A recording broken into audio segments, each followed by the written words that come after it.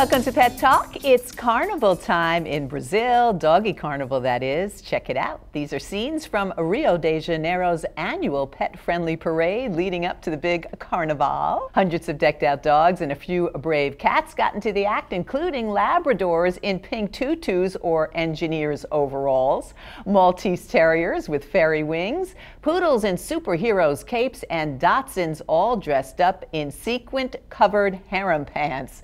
As you can see, a fun time was had by all. Too bad this guy missed the parade. He would fit in just right. This is Champ, pretty as a picture, and so are a couple of other dogs you will meet in just a moment. All of them gussied up by celebrity dog groomer Jorge Bendersky. Jorge's clients include the canines of top models, actors, and popular recording artists. He's appeared on Animal Planet's reality show, The Groomer Has It, as a judge on TLC's Extreme Poodles, and as the new grooming expert on Animal Planet's Dogs 101. And now here he is, right on Pet Talk with his red sneakers and all. We are so happy to have you here. I am a huge fan, love your work. Really excellent, because not only are you a celebrity groomer, but you are an excellent groomer. So I guess the first question would be, and I'm sure folks would want to know, how do you become a celebrity groomer? Well, I'm from Argentina, and I started grooming dogs when I was very young. I was 11, and when I moved to the States, I turned my hobby into my profession. So I've been doing it for 20 years. And if you live in New York, or if you live, you know, when you love what you do and you're the best, celebrities will follow you. Celebrities will follow. But you'll do other dogs too, to be fair. And also you'll do all kinds of dogs. Definitely. Every dog, it is my celebrity dog. Today we're going to have dogs that they're from shelters. Champ is from a shelter, and those are the dogs that make worth sometimes working with very difficult and demanding clients. So let us start out with Champ. Champ is 2 years old, and he's sporting a full coat. You know, the style of the dog depends on your lifestyle. He came into Downtown Doghouse Grooming to get a makeover, so we trim him all over, we give him a special shampoo, you need to condition their hair, and one is important, if you want to keep your dog with a lot of coat, you need to be ready to do the work. That is brushing him properly and on the regular basis. And now we're going to see two other Poms who are groomed very differently. So this shows the diversity of what you do. This is a Jiffy, and this is a perfect example of what we were talking about. This also is a Pomeranian, but he is groomed very differently. And you say that's important because you can have your dog groomed to what you want it to be. Exactly. Jiffy is a little dog with a huge personality. It's all about him, but he is not crazy about the brushing. So what Mommy did is she found a style that it make him look nothing but adorable, and it's less fighting in the home when it's time to brush. So he has what is called a teddy bear cut. And he's a super smart little dog. Let me tell you that you can check him up on YouTube, Jiffy the Pomeranian. He does the most outrageous tricks, but when he's in the mood believe me. Let's see if he's in the mood, Mom. Will he do a trick or two? Oh, cuddle up. Cuddle up. We all in love with him. He's so cute, and he's so fluffy. When I first saw him, I said, oh, he just looks like a little teddy bear. Look at that. Okay, Jorge, so we have another guest here, another dog. It's also a Pomeranian, but he looks so different. Well, Louie, she's another rescue, and she's like the supermodel of the dogs. She travels every week to LA, so she's bi-coastal. Daddy doesn't like to brush much. She doesn't like to have much hair on it. So we keep her super stylish by giving her a lion cut. I love it. Very short, but we added a little color. You know, animal prints are always in. So when the girl trots around Venice Beach, she can show all her style without hair. You know, that's a great alternative. I love that. And the dye is, of course, non-toxic. the coloring. Exactly. And I think that's big these days, and I think it's really interesting because you can make your dog look just a little bit different. And that either if they have short hair or even long hair, you can make something like this. Isn't it amazing? We showed 3 Pomeranians with 3 different lifestyles and their style to match it. So and great. That is what it's all about. That's the secret of being a good dog parent, is knowing how to team your dog with yourself, your lifestyle with your dog style. Where can folks find you? You can find me at planetjorge.com. And they can see you on the tube and, of course, now on Pet Talk. Definitely. So we thank you so much for being here. It's just a pleasure. Thank you my so pleasure. much. And as we go to break, everybody, look at this. Simply adorable. Does your dog love a car ride as much as Fenway and Petunia? Thanks to Pet Talk fan, human sister to both, Stacy, for sending this my way. We'll be right back. We're back, and wow, look at these spectacular birds. Incredible. Check out those marvelous colors. So brilliant. Bird watching is the most popular sport on this planet. And whether you travel thousands of miles or just to your own backyard, you can see beautiful, exquisite birds. Let's find out more from bird expert Judy Richardson. She is a bird bander and educator at Connecticut Audubon, who has also just come back from a wonderful bird watching adventure in Costa Rica. I'm so excited to have you here. Please tell me more so I can live through you. What a great, it's a time of year to be doing it, isn't adventure. It? Yeah, it is. It's wonderful. I had artists with me this time, so they were sketching the birds, taking photographs and sketching the birds. So you can just imagine how excited they were. Ah, so what did you see? I mean, I guess the most spectacular anywhere. Right. The most spectacular fellow is the sacred bird of the Incas, the resplendent quetzal, and it looks like Christmas. It's emerald green with a hairdo and long, 2-foot-long tail, red on the breast and white. It's just incredible. He's only in the mountains. Wow. So we're about 9,000 feet, and we had this wonderful guide, and he got him for us both days, and each day we got closer and better views, and so really excited. The artist could take photographs and then take it back to paint from the photographs. Right, and, yeah. but they actually got to see, you Well, know, it was the kind of birds an in their interesting habitat. trip. It was I went with an artist, Katie Lee, a wonderful artist, and she was teaching them how to sketch quickly, or how to, you know, do it on a walk in the wild, the bird at the feeder or whatever, and then go back to where you live or your studio and to enhance it and to make it better. So interesting, Yeah. and really, bird watching is so popular even here, and they're beautiful birds we can see here. But the variety that you were able to see, Yes, yeah. I'm sure, is different too. Very different. What are the differences, Judy? We see a lot of birds that we see in the summertime that eat insects up here are the ones that migrate. So you see many more birds that actually don't migrate, and they're beautifully colored because they live in the tropics and the flowers. What's so interesting is that they're so brightly colored if you see them out in the open, but as soon as they hit the shrubs or the trees, they disappear. It's hard to imagine those scarlet macaws disappearing or that resplendent quetzal disappearing, but they do. Well, I'm trying to show a little map here. Oh, yes. Just to give people an idea of where in Costa Rica you went. Okay, well, we were in the southern zone mostly. My place is in the southern zone, but we started sort of in the middle in San Jose, and then we were met by a bus, a comfortable bus, and we did some things along the way. The first night we wound up in the mountains at about 9,000 feet at a wonderful lodge, and then we spent 2 nights there.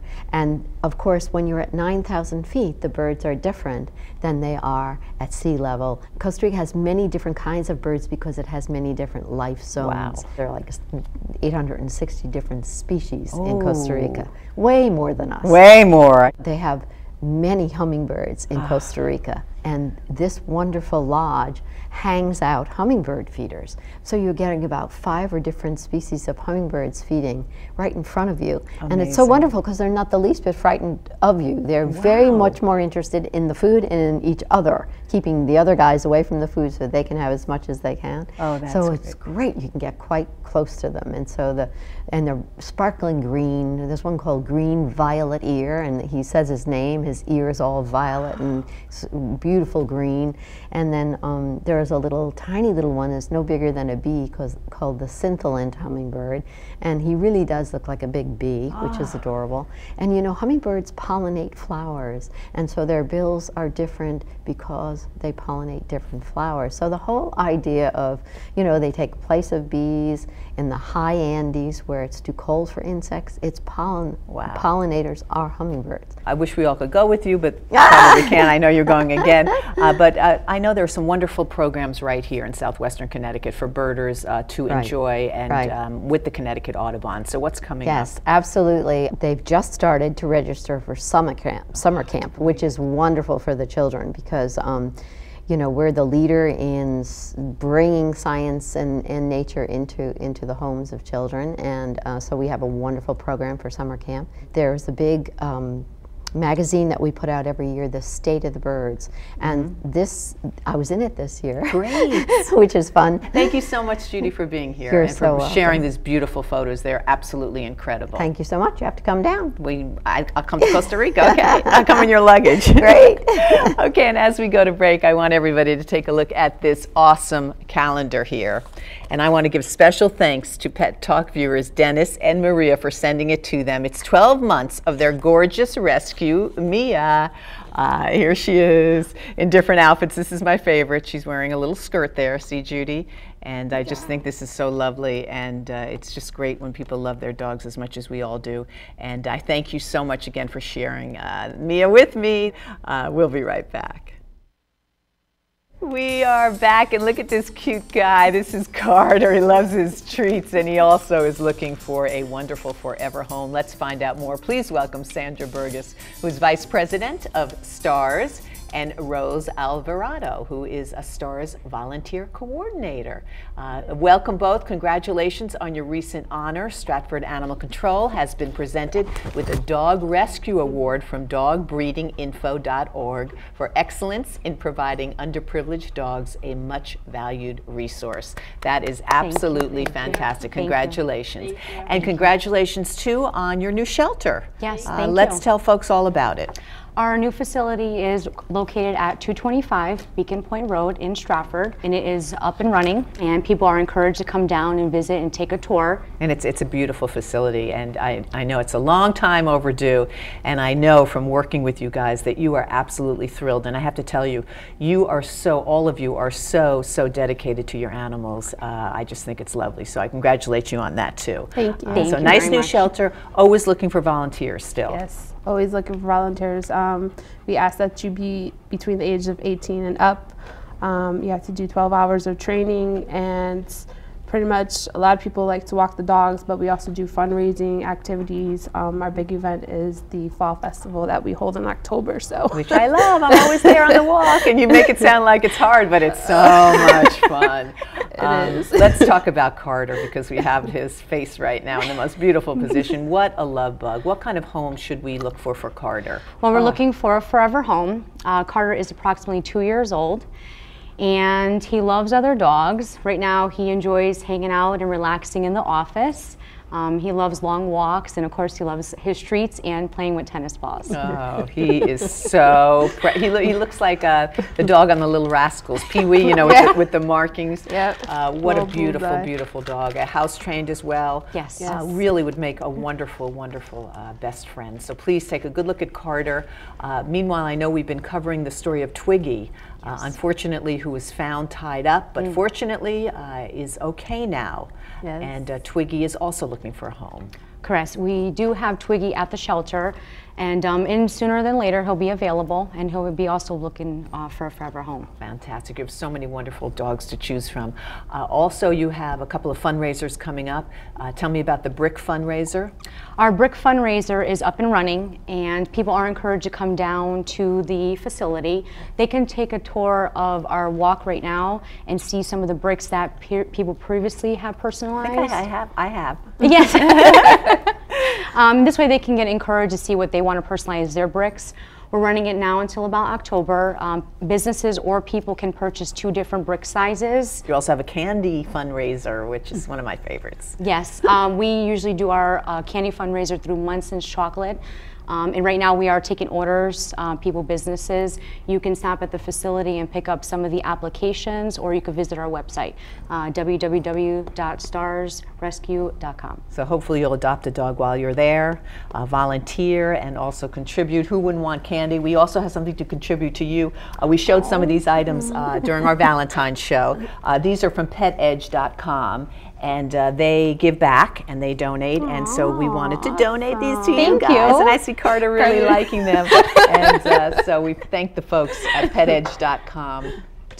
We thank the folks at PetEdge for giving back, and we want to give these all to you guys. And so hopefully it will help you raise funds, and you can dress some of your, probably not you, Carter, but maybe some of the other people in some of these outfits. It's not his color. I think might not be your color, darling. Thank you so much for being here. And as we go to break, congratulations and a bark out to Lola, who has hung up her vest and officially retired from the Westport Police Department. Look at that face. Don't let it fool you. Sweet at home, but tough as nails on the job. After 10 years of service and over 1,000 arrests, she's decided to hang out at home now with her humans. Congratulations, Lola. We wish her well. We'll be right back.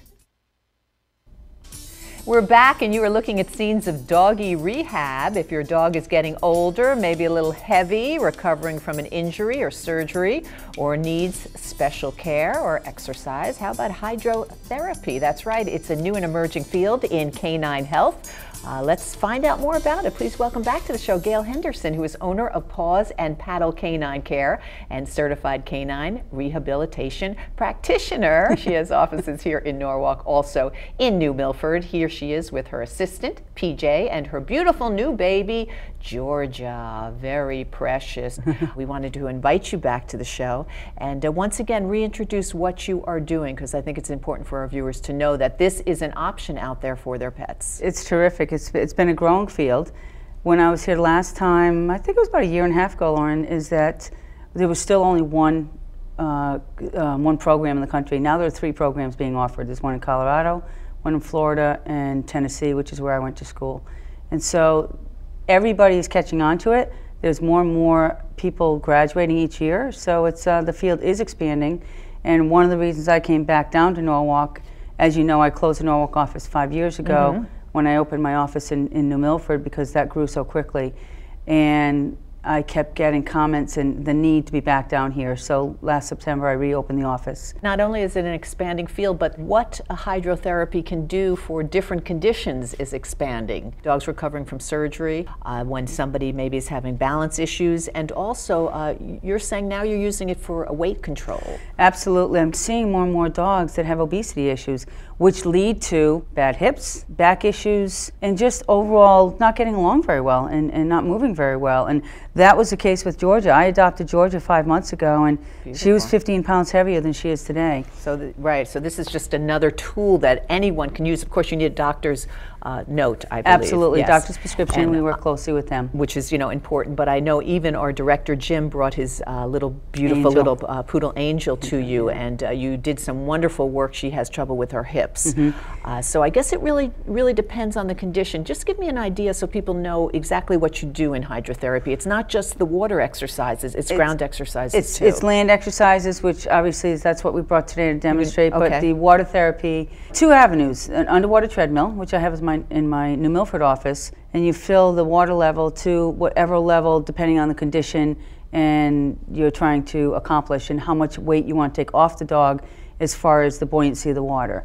In the pool at Doggone Smart, they're submerged in the water. I'm in the water with them, and they can exercise just like in the human world with just so much less pain on their joints. And you're going to show us an exercise that one does in conjunction to the water hydrotherapy. Exactly. This is a balance board for doing full body strengthening and for balance. So if there is a dog that say had a cruciate surgery in the knee, or had a hip injury or a back injury, then we're working full body. We're working abdominals, we're working back exercises, shoulder exercises, and then of course to increase the challenge of the balance while we're rocking the board, we take and advance it to 3-legged exercises, 2-legged exercises, and then we can take, PJ, just lift her left front.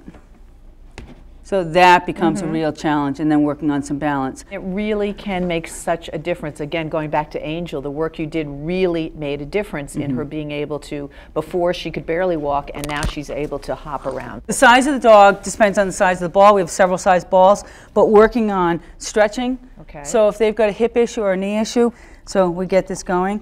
And again, we're working balance and strengthening here.